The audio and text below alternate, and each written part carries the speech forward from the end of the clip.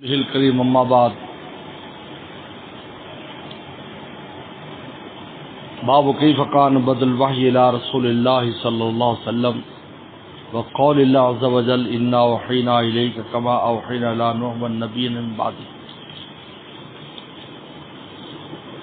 یہ امام بخاری رحمۃ اللہ علیہ کی مایہ ناز کتاب ہے جس کا آج ہم درس شروع کر رہے ہیں۔ سب سے پہلے امام بخاری کے مختصر حالات جاننا ضروری ہے اور پھر کتاب کا جاننا اور پھر اس کے بعد آگے پڑھنا۔ امام بخاری محمد بن اسماعیل بن ابراہیم بن مغیرہ بن بردزبہ جوفی بخاری۔ بردزبہ یہ مجوسی تھا، سب سے پہلے مغیرہ نے اسلام قبول کیا ہے، اور یہ یمان بن اخنس جوفی جو گورنر تھے بخارا کے، ان کے ہاتھ پر اسلام قبول کیا ہے۔ امام بخاری کا خاندان کوئی معمولی خاندان نہیں تھا، مجوسی بھی جب تھے تو اس وقت بھی بادشاہوں کے بڑے بڑے مشیر رہے یہ لوگ، اونچا خاندان تھا یہ سیاسی طور پر۔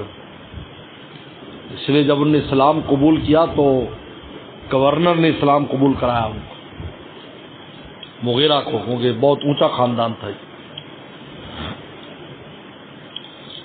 اسے جوفی کہلاتے ہیں۔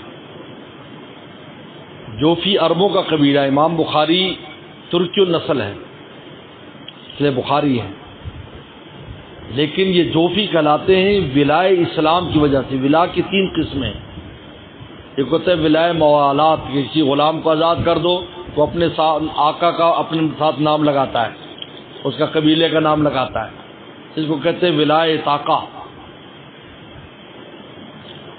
ایک ہوتا ہے ولائے موالات کے دوستی کی بنیاد پر، عرب قبیلوں میں لوگ آتے تھے اور ان میں دوستیاں کر لیتے تھے۔ اور ایک ہوتے ہیں ولائے اسلام، کہ جس کے ہاتھ پر مسلمان ہوتے اس قبیلے کی طرف اپنی نسبت کر دیتے۔ امام بخاری کو جو جوفی کہا جاتا ہے ولائے اسلام کی وجہ سے۔ اور یہ عجیب بات ہے، میں استاد فرماتے تھے مفتی ولی حسن ٹونکی رحمہ اللہ کہ امام بخاری ولائے اسلام کا قائل نہیں ہے، وہ کہتا ہے نہیں بس ولا ایک ہی ہے، ولائے طاقہ، اور کوئی ولا نہیں۔ امام شافعی کا بھی یہ مذہب ہے، لیکن خود امام بخاری کے ساتھ جو جوفی لگا ہوا ہے یہ ولائے اسلام کی وجہ سے لگا ہوا ہے۔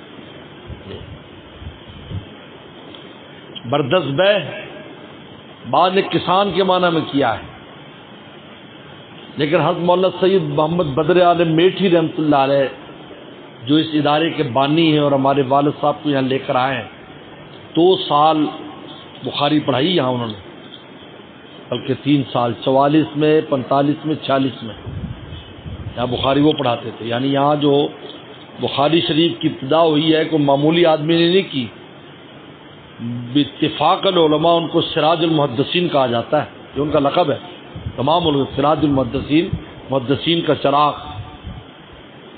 اور انہوں نے اپنے استاد سید انور شاہ کشمیری رحمہ اللہ کی جو فرمودات بخاری پر جو تقاریر جمع کی ہیں ان کا نام ہے فیض الباری، اور فیض الباری بڑی اہمیت کی حامل ہے۔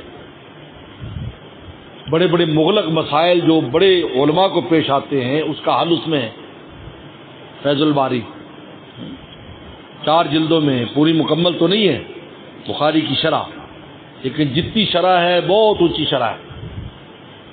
تو یہ عربی زبان میں انہوں نے لکھی ہے۔ سید بدر عالم میٹھی رحمہ اللہ نے اپنے استاد سید انور شاہ کشمیری رحمہ اللہ کی تقریر، سید انور شاہ کشمیری رحمہ اللہ کے شاگردوں میں 3 شاگرد بہت مشہور ہیں، حضرت سید بنوری رحمۃ اللہ علیہ، بنوری ٹاؤن والے، حضرت مولانا ادریس صاحب کاندلی رحمۃ اللہ علیہ، معرف القرآن والے جو جامعہ شرفی میں بعد میں رہے اور دارالعلوم دیوبند میں شیخ التفسیر رہے، اور تیسرے حضرت مولانا سید بدر عالم میٹھی رحمۃ اللہ علیہ، ترجمان السنہ، ان کی بڑی عجیب و غریب کتاب ہے اردو میں، جس طرح معرف الحدیث ہے، اس سے پہلے یہ کتاب لکھی گئی ترجمان السنہ۔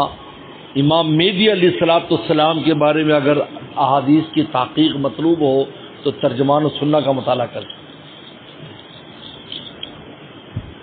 وہ یہ فرماتے کہ میں نے وہاں بخارا کے ایک عالم کو خط لکھا، یہ بردزبہ کا معنی تمہاری زبان میں کیا ہے وہاں پر؟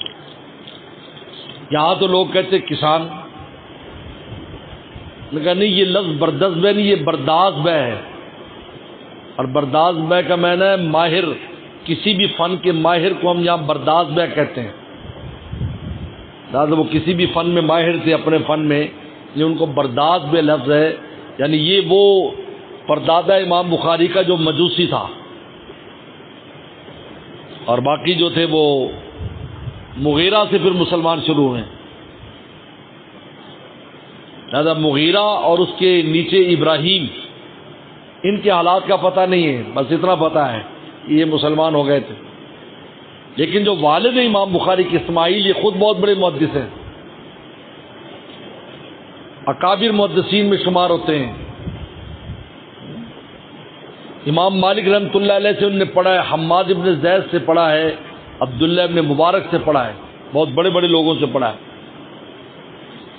امام وقی اور دوسری ان کی کتابوں سے انہوں نے استفادہ کیا ہے اسماعیل نے، اور تاجر بھی تھے، ساتھ تجارت بھی کرتے تھے۔ یہ عجیب ہے کہ اس طرف کے جو علماء ہیں نا، ماوراء النہر کے، ماوراء النہر جو ہے دریا جیحون کے پلی طرف، جو افغانستان اور ترمز کے درمیان ایک دریا چلتا ہے، اس کو دریا جیحون کہتے ہیں، اس کے پلی طرف کے علماء ماوراء النہر کہلاتے ہیں۔ نہر میں نا وہ نہر، یہ نہر میں نا دریا۔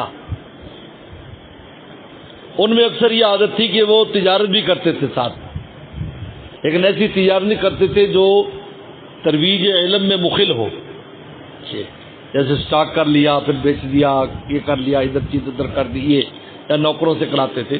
خود عبداللہ بن مبارک رحمۃ اللہ علیہ بہت بڑے تاجر تھے، بہت بڑی تجارت کرتے تھے، اور اسماعیل بھی اسی طرح، اور بہت اللہ والے انسان تھے، محدث بھی تھے، بہت اللہ والے۔ یعنی ابو حفص فرماتے کہ جب وفات ہونے لگی اسماعیل کی، امام بخاری کے والد کی، میں وہیں موجود تھا، مجھے کہنے لگے کہ میرا جتنا پیسہ ہے، حالانکہ اس وقت وہ لاکھوں دراہم کے مالک تھے، انہوں نے کہا میرا جتنا پیسہ ہے اس میں ایک درہم بھی شعبے والا نہیں ہے، ایک درہم بھی۔ کہا کہ تصاغرت الیہ نفسی، کہا میں اپنے آپ کو ان کے سامنے چھوٹا سمجھنے لگا۔ ایک شخص اتنا مال کمایا، اس نے لاکھوں روپے اس کے خزانے میں ہیں، اور ایک درہم میں بھی شبہ نہیں، شبہ۔ اس لیے ہمارے استاد فرماتے تھے مفتی ولسن ٹونکی رحمہ اللہ، امام بخاری کی تربیت میں وہ جو مال حلال لگا تھا، اس نے بخاری پیدا کیا، نسل میں بخاری آیا، اس کی نسل میں۔ تو امام بخاری رحمۃ اللہ علیہ، یہ امام بخاری کے والد کے کچھ حالات تھے، اور امام بخاری بچپن میں یتیم ہو گئے، والد کا انتقال ہو گیا، اور اس کے ساتھ آنکھوں پر بیماری نے حملہ کیا تو نابینا ہو گئے۔ اب اس زمانے میں علاجات کی یہ کیفیات نہیں تھی جو آج ہے، تو ان کی والدہ نے اصل کام شروع کیا کہ دعا شروع کر دی۔ بعض روایات میں آتا ہے 3 سال تک مسلسل دعا کرتے، اللہ میرے بچے کی آنکھیں واپس کر دے۔ 3 سال کے بعد ابراہیم صلی اللہ علیہ وسلم کو خواب میں دیکھا اور کہا کہ بیٹی تو نے بہت اللہ پر الہ ازاری کی ہے، اللہ نے تیرے بیٹے کی نگاہیں واپس کر دی۔ صبح کو اٹھے تو بینا تھے۔ اس لیے امام بخاری کے بخاری بننے میں باپ کا پیسہ اور ماں کی دعا، یہ 2 چیزیں شامل تھیں۔ امام بخاری نے گھر سے تعلیم شروع کی، یہ بچپن چل رہا ہے امام بخاری کا۔ 13 شوال 194 ہجری میں پیدا ہوئے، یعنی 2ری صدی ہجری ختم ہو رہی تھی نا، اور 3ری شروع ہونے والی تھی، بخاری آیا دنیا میں۔ کہتا ہر 100 سال پر جب شروع ہوتا ہے یا ختم ہو رہا ہوتا ہے تو کوئی ایسی شخصیات اللہ پیدا فرما دیتے ہیں، یجدد لہا دینہا، جو دین کو ایک نئی زندگی عطا کر دیتے ہیں۔ یہ ہر 100 سال پر، 100 ختم ہو رہا ہو یا شروع ہو رہا ہو، پھر 1000 سال پر بھی اسی طرح ہوتا ہے۔ حضرت مجدد الافسانی کو اس لیے مجدد کہا جاتا ہے، 1000 سال پر، جب 1000 سال شروع ہو رہا تھا ہجری کا، اس وقت فتنے اکٹھے اٹھے، انہوں نے ان فتنوں کا مقابلہ کیا اور حق کا راستہ سب کو دکھایا. تو مجدد الف ثانی، الف 1000 ثانی جو دوسرا 1000، ورنہ 100 سال کے اوپر تجدید ہوتی، کوئی نہ کوئی مجدد آتا ہے. تو 194 ہجری میں 13 شوال 194 ہجری میں پیدا ہوئے امام بخاری رحمۃ اللہ علیہ. محمد نام رکھا گیا، محمد بن اسماعیل. امام بخاری رحمۃ اللہ علیہ گھر میں تعلیم ہوئی، 10 سال کی ہوئی تو مکتب میں بٹھا دیے گئے. قرآن پہلے حفظ کر لیا، یاد کر لیا، اب مکتب میں بٹھا دیا مزید لکھنے پڑھنے کے لیے. امام بخاری خود فرماتے ہیں کہ میرے دل میں اللہ نے حدیث یاد کرنے کا شوق ڈال دیا، ایسی کیفیت ہو گئی کہ رہا نہ جائے. اب 10 سال کا بچہ اور حدیث پڑھنا پڑھانا. امام داخلی رحمۃ اللہ علیہ بہت بڑے محدث ہیں بخارا کے، ان کی وہ پڑھایا کرتے تھے حدیثیں.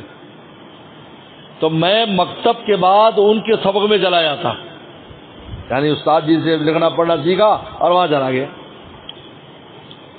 10 سال کا بچہ بیٹھا حدیثیں یاد کر رہا ہے.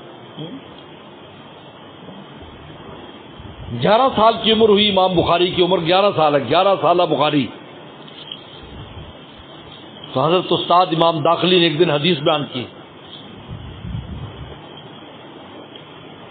کہ حدثنا سفیان عن ابی الزبیر عن ابراہیم. آپ شاگرد لکھ رہے ہیں، سینکڑوں کے مجمع ہوتے تھے، ہاتھ سے لکھی جاتی تھی. تو امام بخاری بھی املا کرتے تھے، وہ بھی لکھتے تھے. تو امام بخاری نے کہا استاد جی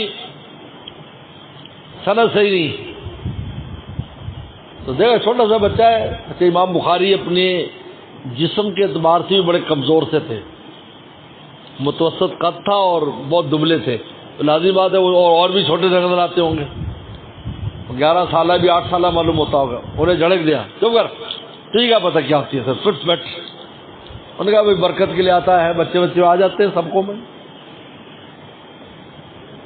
لیکن امام بخاری کا یقین دیکھیے، ہمارے استاد فرماتے تھے کہ امام بخاری کو اپنے اوپر اعتماد کتنا تھا. 11 سال کا بچہ ہے اور امام داخلی جیسا محدث اور بڑے بڑے عمر کے طالب علم پڑھ رہے ہیں. فرمایا نہیں استاد غصے نہ ہوں، آپ کتاب دیکھیں، اپنی اصل کتاب. اصل میں اصل جو ہوتے تھے، اصل کتاب ہوتی تھی، اصل نسخہ وہ گھر میں رکھا ہوتا تھا، وہ باہر نہیں لاتے تھے ضائع نہ ہو جائے. اور بھی زبانی پڑھاتے تھے یا تھوڑا بہت وہاں سے نقل کر کے لے آتے تھے. انہوں نے کہا بس ہم نسخہ دیکھیں. واپس گئے، واقعی اٹھ گئے، کچھ ان کو بھی شبہ ہو گیا. کچھ جا کر دیکھا ہے، ہاں بخاری، ہاں کا محمد نام تھا. بتا تیرے نزدیک کیا ہے؟ انہوں نے کہا جی ابو زبیر سے، ابراہیم سے ابو زبیر نقل نہیں کرتے، زبیر بن عدی نقل کرتا ہے، ابو زبیر نقل نہیں کرتا. ابو زبیر شاگرد نہیں ہے. یہ علل کا علم ہے. علل حدیث کی جو علل ہے، حدیث میں وہ علتیں جس سے حدیث ضعیف ہوتی ہے. امام بخاری 11 سال کی عمر میں اس پر نظر تھی اس کی کہ حدیث کی علت پر. میں نے کہا ابو زبیر شاگرد نہیں ہے، زبیر بن عدی شاگرد ہے. یہ سند یوں ہے، حدثنا سفیان عن زبیر بن عدی عن ابراہیم. استاد نے کہا ٹھیک ہے ابھی سب ٹھیک کر لو. بچہ ٹھیک کہہ رہا ہے اور حیران ہو گئے کہ بھائی ایک تو ہوتا ہے کہ خالی حدیث کا متن یاد ہو یا چلو سند یاد ہو، لیکن سند بھی جیسے ویسے یاد کر لی. لیکن علت تک کا علم ہے کہ اس سے امام بخاری خود فرماتے ہیں 11 سال کی عمر میں مجھے 70,000 حدیثیں یاد تھیں اور حدیثوں کی سندیں بھی یاد تھی، متن بھی یاد تھا، اور راویوں کی پیدائش، وفات، وطن، یہ ساری تفصیلات یاد تھی مجھے. اللہ نے عجیب شخصیت بنائی تھی، نابغہ روزگار، معجزہ. یہ رسول اللہ کا ایک معجزہ ہے. امام نبی نے کہا ہر ایسا عالم رسول اللہ کا معجزہ ہے. انہوں نے فرمایا نہ امت امیت، ہم پڑھے لکھے لوگ نہیں ہیں، لیکن ایسے ایسے پڑھے لکھے پیدا ہوئے کہ نہ اولین آخرین میں ان کی مثال نہیں ملتی. اور امام بخاری رحمۃ اللہ علیہ جب 15 سال کے ہوئے تو اپنے والدہ کے ساتھ حج پر گئے تھے. اور ان کے بڑے بھائی احمد ہیں، یہ محمد ہیں، بڑے بھائی احمد ہیں، وہ احمد بخاری، یہ محمد بخاری. پھر والدہ واپس آ کے وہیں رہ گئے، 6 سال وہاں پھرتے رہے، 6 سال پڑھا. 18 سال کی عمر میں امام بخاری متباہر عالم بن چکے تھے. 18 سال کی عمر میں 18 سال کی عمر میں اللہ نے ان کو ایک علم کی بہت بڑا حصہ عطا فرما دیا. اور واپس آ کر محمد یوسف ایک آدمی تھا، اس کے مکان کی ڈوڑی میں درد شروع کر دیا بخارا میں. مکان کی اس زمانے میں جو مکان ہوتے تھے، آج بھی پرانی جو حویلیاں ہیں تو وہاں دروازے کے اندر بہت بڑے کمرے کی طرح بنا ہوتا ہے، انسان اندر داخل ہو تو سایہ ہوتا ہے، چھت بنی ہوتی. پھر آگے جہاں بہت بڑی ڈیوڑی تھی اس میں سبق درس ہوا کرتا تھا. امام بخاری 18 سال کی عمر میں سبق پڑھانے شروع کر دی. امام بخاری کے 1080 استاد ہیں جس سے امام بخاری نے بخاری لی.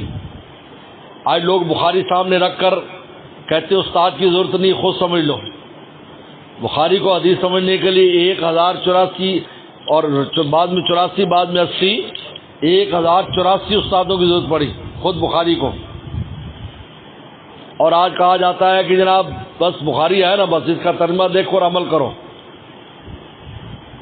بغیر استاد کے ہوتا تو پھر بخاری بھی بخاری کا خود بن جاتا، خود حدیثیں پڑھ لیتا، اکٹھی کر لیتا. 1084 استادوں کے پاس گیا ہے.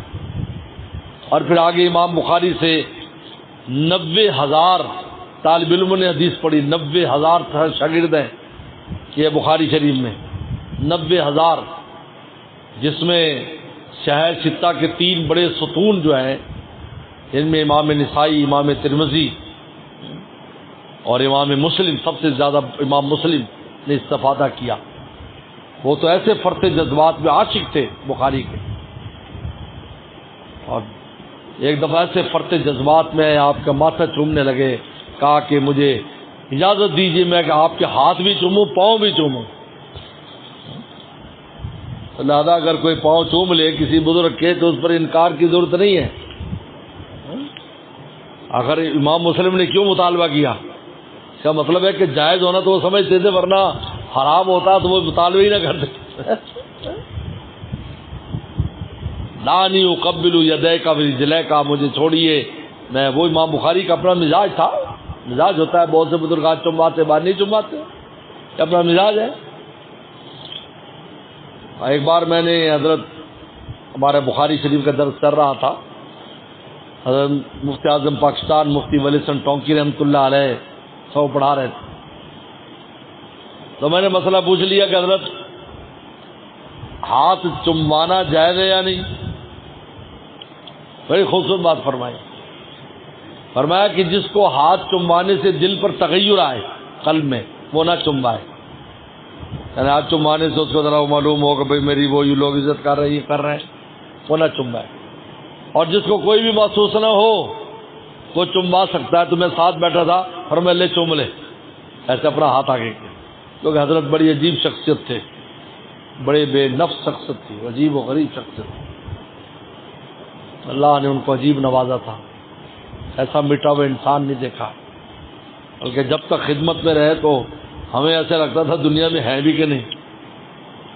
اپنے آپ کو ٹٹولنا پڑتا تھا کہ ہم دنیا میں ہیں یا نہیں.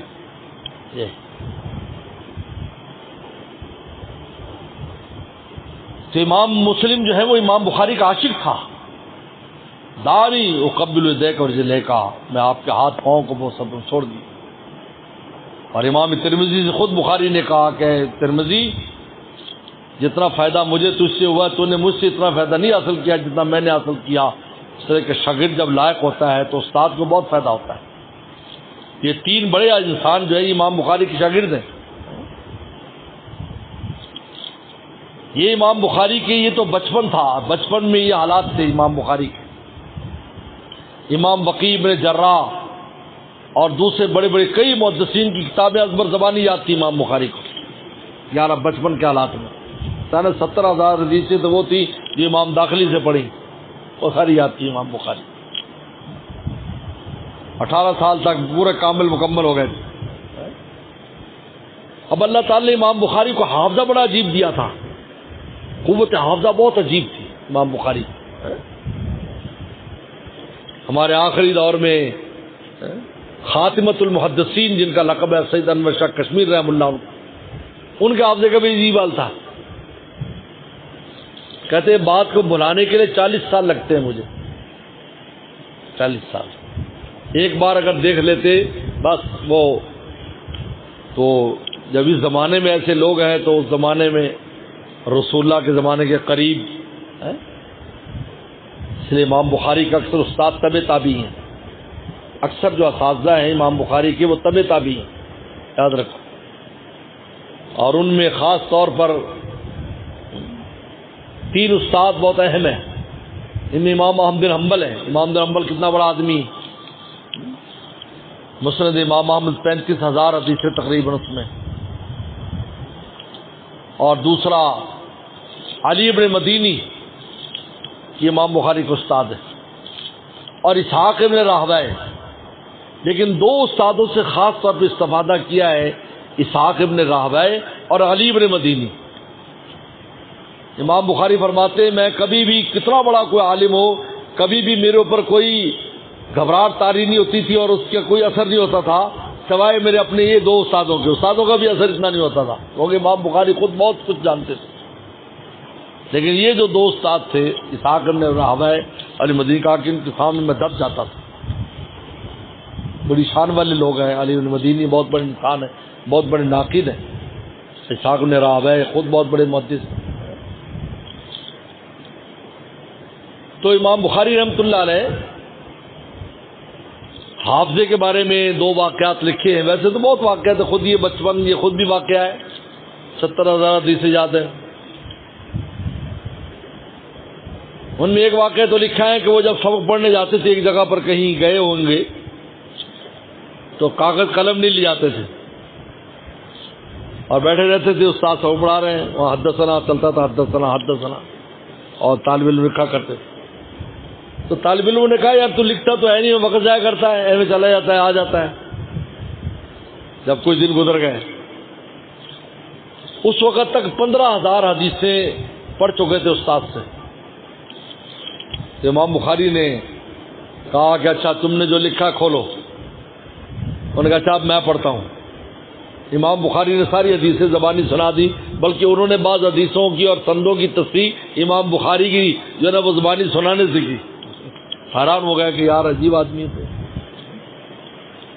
اور دوسرے امام بخاری کے نے ایک بار بصرہ گئے، بصرہ، اور بصرہ میں لوگوں سے کہا کہ میں وہ حدیثیں سناؤں گا جو بصری راویوں کی ہیں لیکن تمہیں پتہ نہیں.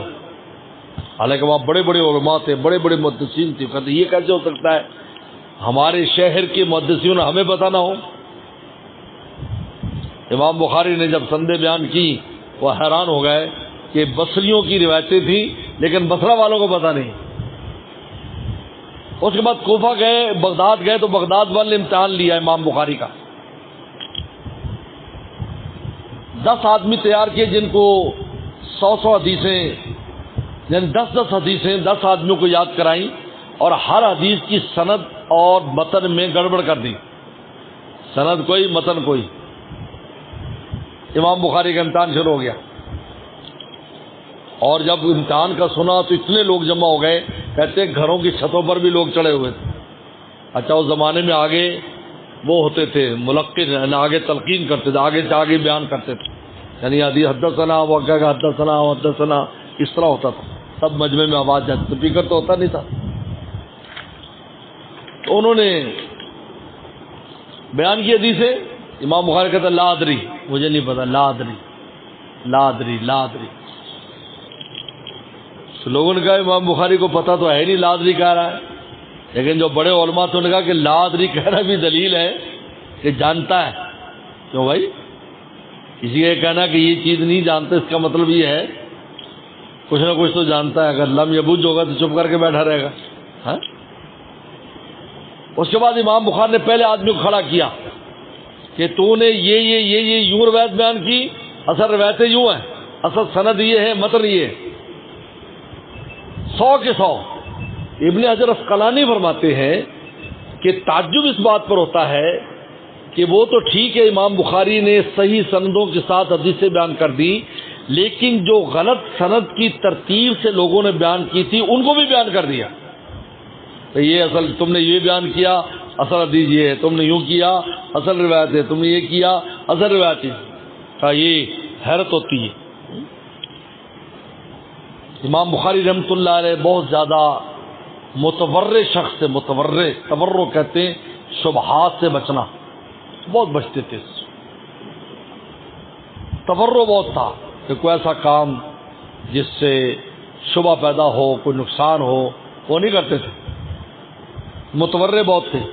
چنانچہ واقعہ لکھا ہے امام بخاری گھر سے 1000 درہم لے کر سفر کے لیے نکلے، بتایا والد نے بہت مال چھوڑا، سارا پیسہ اس میں لگایا انہوں نے۔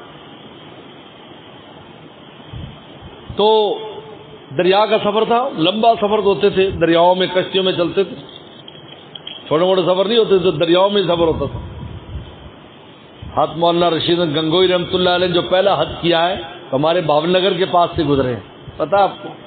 سن لو، وہاں پیچھے سے سوار ہوئے کراچی جانے کے لیے، تو یہاں سے کشتی پر حیدرآباد گئے، کشتی سیدھی حیدرآباد گئی، یہاں سے دریائے ستلج سے پل وول نہیں ہوتے تھے، تو دریائے ستلج سے دریائے سندھ میں سندھ حیدرآباد میں اترے، حیدرآباد میں پل تھا، وہاں اتر کر پھر اونٹوں پر کراچی کے ساحل پر گئے، وہاں سے بحری جہاز پر سفر کیا۔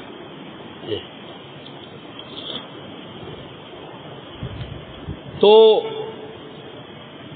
سفر کر رہے تھے تو ایک آدمی امام بخاری کا قریب لگ گیا، وہ نوسر باز تھا، ٹھگ کہتا ٹھگ جو ہے نا وہ اپنی کہیں نہ کہیں سے روزی نکال لیتا ہے، ایسا ٹھگتا ہے کہ پتہ بھی نہیں چلتا، اور اس زمانے میں تو بہت زیادہ ہے، موبائل فون پر سارا کو ٹھگ لیں گے، پتہ چلے گا موبائل فون کا سارا بیلنس چلا گیا، بینک کا سارا بیلنس چلا گیا، یہ سب ٹھگ لوگ ہیں۔ وہ ٹھگ تھا، اس نے پتہ کر لیا کہ امام بخاری پر پیسہ ہے، باتوں میں، وہ سادہ آدمی تھے، طالب علم تھے، وزن 1000 درہم ہے، انہیں کہا ہے تو صوفی صاحب، میں نے بتایا امام بخاری ویسے بڑے کمزور سے تھے اور پھر طالب علم، اب اس کو تو نہیں پتا کہ ان کا والد کتنا پیسہ چھوڑ کر گیا دنیا میں۔ تو رات کو سوئے نا تو صبح اس نے شور شروع کر دیا، میرے پیسے نکل گئے، 1000 درہم کی تھیلی تھی، وہ تھیلی نہیں، انہیں دیکھ بھی لیے تھے پیسے، وہ تو امام بخاری نے بہت لمبا چوڑا سفر کر اس کے لیے ان کو چاہیے تھے۔ امام بخاری رحمۃ اللہ علیہ نے وہ تھیلی دریا میں ڈال دی، اندازہ کریں آپ، مضبوطی دیکھیں، جب تلاشی لی تو 1000 درہم نہیں نکلے کسی کے پاس، لوگوں کو پیسے تھے تو تھوڑے تھے، لوگوں نے بہت ملامت کی اس کو، برا بھلا کہا۔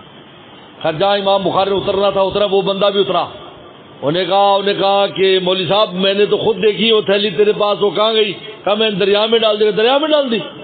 کہا کہ ہاں، اس لیے میں رسول اللہ صلی اللہ علیہ وسلم کی حدیثوں کا محافظ ہوں، آئندہ آنے والا تبصرہ کرے گا کہ امام بخاری پر چوری کا الزام لگا تھا، لوگ تحقیق، جتنا زمانہ دور ہوتا ہے تحقیق مشکل ہوتی ہے، لوگ میری حدیثیں نہیں لیں گے جو میں جمع کر رہا ہوں، اس لیے میں رسول اللہ کی حدیثوں کی وجہ سے نقصان، درہم کا نقصان میں برداشت کر سکتا ہوں، لیکن یہ نقصان برداشت نہیں کرتا۔ آپ سوچ دیکھیں، جب الزام لگ جائے تو الزام ہوتا ہے نا، جیسے کہتے ہیں کوئی آدمی دریا پر پہنچا، کسی نے کہا فلانے کی چھوری تو بچ گئی، چھوری چلی، لڑکی چلی گئی،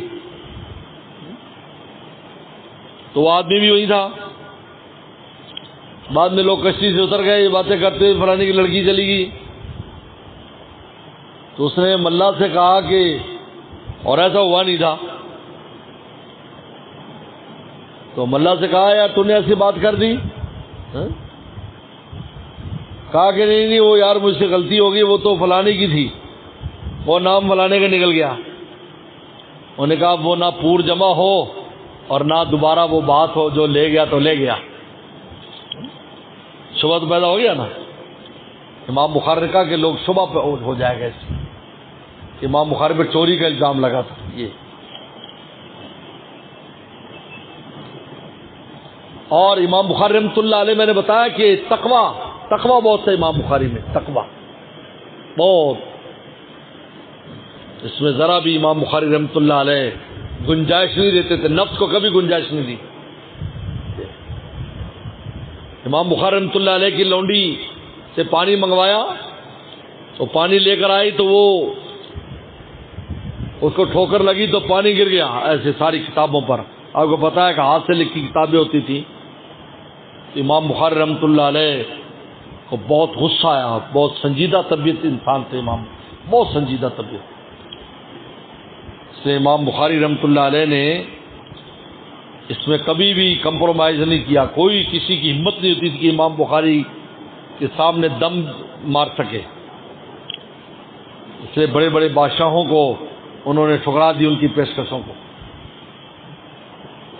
حالات آ رہے ہیں، امام بخاری نے تنگی تکلیف اٹھا لی لیکن اپنی غیرت اور وہ جانے نہیں دی امام بخاری تو بہت غصہ آیا. تو وراق کہتے ہیں ابو جعفر وراق وہ ہوتے ہیں جو حوالے نکالتا ہے، اس کو وراق کہتے ہیں. انہوں نے کہا آج تو پتہ نہیں استاد کیا سزا دیں گے. امام بخاری تھوڑی دیر سر نیچے کیا، فرمایا انتی حرۃ لوجہ اللہ، جاؤ میں نے اللہ کے لیے تجھے آزاد کر دیا. وہ تو دوڑتی گئی. تو وراق نے پوچھا کہ حضرت یہ تو سزا کا موقع تھا، آپ نے معاف کر دیا. کہا میرے جنگ اور میرے نفس اور ایمان میں جنگ چل رہی تھی. ایمان یہ کہتا تھا معاف کر دے، نفس کہتا تھا تو بدلہ لے. الحمدللہ میں نے ایمان کو نفس پر غالب کر دیا اور میں نے اس کو معاف کر دیا، کیونکہ قرآن مجید نے کہا والقاظمین الغیظ والعافین عن الناس واللہ یحب المحسنین. معاف بھی کر دیتے، احسان بھی کر دیتے. اس سے آپ امام بخاری کا اندازہ کر سکتے ہیں اللہ نے ان کو کیسا بنایا تھا. امام بخاری رحمۃ اللہ تیر انداز بھی تھے. ایک دفعہ ایک تیر مارا اور وہ تیر ایک ستون کو مارا اور اتنی زور سے تیر لگا کہ ستون پھٹ گیا. وہ پل تھا، پل. اچھا پہلے جو پل ہوتے تھے وہ پرائیویٹ ہوتے تھے، پیسہ دینا پڑا. آج کل بھی پرائیویٹ ہے، پیسہ دے کر جاتے ہو. پہلے یہ بہت پرانا ہے، لوگ بناتے تھے، گورنمنٹ نہیں بناتی تھی، لوگ بنا دیتے تھے پل. ایک آدمی نے پل بنا لیا پھر وہ پیسے وصول کرتا تھا. تو اتنی زور سے مارا پل پھٹ گیا. وہ تو جب پھٹ گیا تو پل تو اس کے مالک کے پاس گئے کہ معاف کر دو. اب شاگرد کو بھیجا. امام بخاری کہتا ہے کہ ہمیں معاف بھی کر دو اور کتنا خرچہ وہ ہم سے لے لو. وہ امام بخاری کا عاشق تھا، انہوں نے کہا جی میری جان فدا. تو امام بخاری اس کے معاف کرنے پہ اتنا خوش ہوئے، پیسے تو نہیں لیے اس نے، کہ امام بخاری نے 500 درہم طلبہ میں تقسیم کر دی خوشی میں کہ مجھ سے غلطی ہوئی اور انہوں نے مجھے معاف کر دیا. یہ حالات. بہرحال یہ امام بخاری رحمۃ اللہ علیہ کہ وہ حالات ہیں جو آزمائش سے پہلے. امام بخاری رحمۃ اللہ علیہ سے ہزاروں انسان حدیثیں پڑھ رہے ہیں، امام مسلم بھی پڑھ رہے ہیں. پھر امام بخاری آخر میں نیشا پور آ گئے. نیشا پور جہاں امام زولی رحمۃ اللہ علیہ بہت بڑے امام تھے، جہاں سے امام مسلم جن کی مجلس سے آئے تھے. پھر امام بخاری آخر میں نیشا پور آئے اور نیشا پور کے بعد امام بخاری پر آزمائش شروع ہو گئی، امتحان شروع ہو گیا. اور وہ امتحان ان کی موت پر جا کر منتج ہوا ہے. تو امام بخاری کے زندگی کے 3 دور ہیں. پہلا دور بچپن ہے، دوسرا دور درمیان کا، تیسرا دور آزمائش کا ہے. اور وہ آزمائش کے دور ان کے موت پر جا کر مکمل ہوا ہے. بہت عجیب و غریب حالات ہے. حدیث شریف میں آتا ہے کہ اشد البلاء الانبیاء ثم الامثل ثم الامثل امثل. اور میں سب سے سخت آزمائشیں نبیوں پر آتی ہیں کہ جو ان کے راستے پر چلتے جاتے ہیں ان پر اس طرح آزمائشیں آتی جاتی ہیں. آزمائش اس راستے کا خاصہ ہے، حق کے راستے خاصہ آزمائش. یاد رکھو اللہ کی پھر مدد تو آ جاتی ہے لیکن آزمائشیں آتی ہیں. نیشا پور سے امام بخاری کا اصل کام شروع ہوتا ہے امتحان کا، جہاں امام زہلی تھے. یہیں کیونکہ وہاں گئے تو امام زہلی بہت متاثر تھے امام بخاری سے. انہوں نے جہاں ڈیرا لگایا تو ملاقات ابھی نہیں ہوئی تھی، اپنے شاگردوں سے کہا کہ جاؤ بہت بڑے عالم ہیں، ان سے استفادہ کرو. کہتے امام زولی کی مجلس خالی ہوگی، وہیں چلے گئے طلبہ، جن میں امام مسلم بھی تھے اور ایک دو اور محدثین بھی تھے، یہ وہاں چلے گئے سارے وہاں سیکھنے کے لیے باپ پڑھے. بس یہاں سے پھر آگے آزمائش کا دور امام بخاری کا شروع ہو جاتا ہے. بہرحال